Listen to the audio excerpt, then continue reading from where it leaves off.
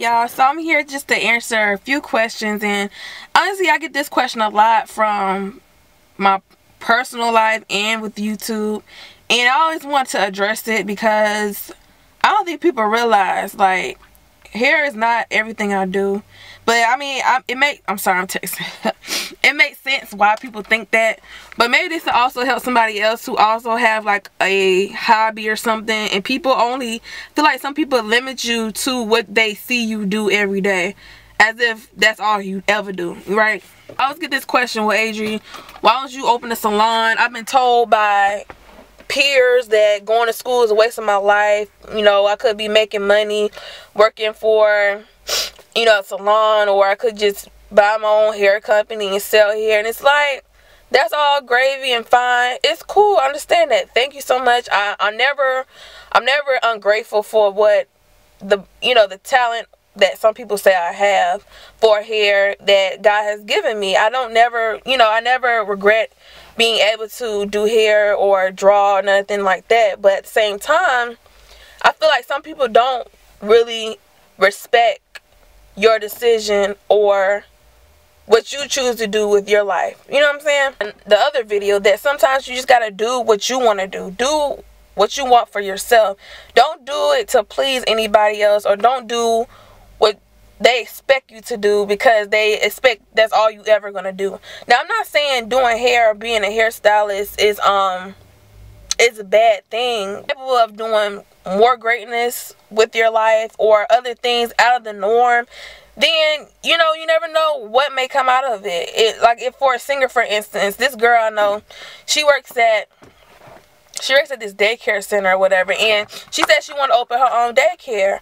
So what I was saying, basically, girl, can you go to school for child development and you can be a teacher or something like that? And she was like, well, I sing in the choir and everybody just always telling me that I need to sing. They even, it was like, you need to go to American Idol. Like, what you going to school for to be a teacher? There ain't no money in that when you can be like Beyonce and all this other stuff. And the girl can blow. My friend can really sing.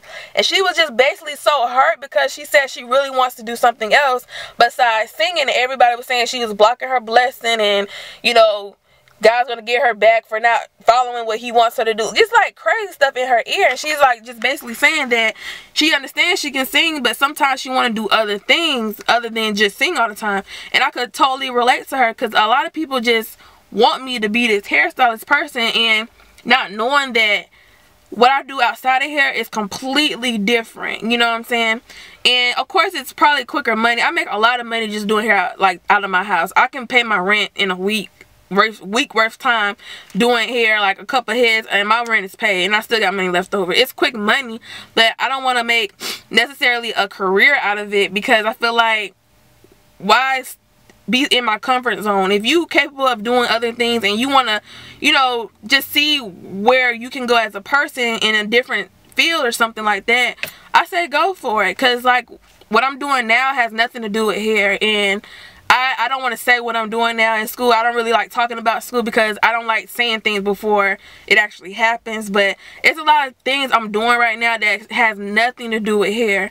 And it's like, I'm proud of myself for being able to come out that comfort zone and doing something that I thought I couldn't do because everybody was limiting me to just doing hair. I've always been known for doing hair. It gets to a point where I don't want to look at hair. I don't want to see hair. I don't want to do my own hair. Like, I just want to get out of hair. But it's like, I don't blame people, like, I'm going to YouTube now. People who watch me on YouTube, I don't blame you all for thinking that's all I do because I'm on YouTube. I got on YouTube with hair, but I wasn't on YouTube for hair. I was actually on YouTube for a project in my psychology class about colorism, light skin versus dark. That's where I first started. Then I just automatically was like, oh, let me do some hair videos, like randomly after I seen Tia, which I love. I also say she's my inspiration for the hair journey that I had on YouTube. So that's how I got into the hair thing, but I wasn't on here for hair. So after that, it kind of just got out of control and people just started calling me this guru person with hair.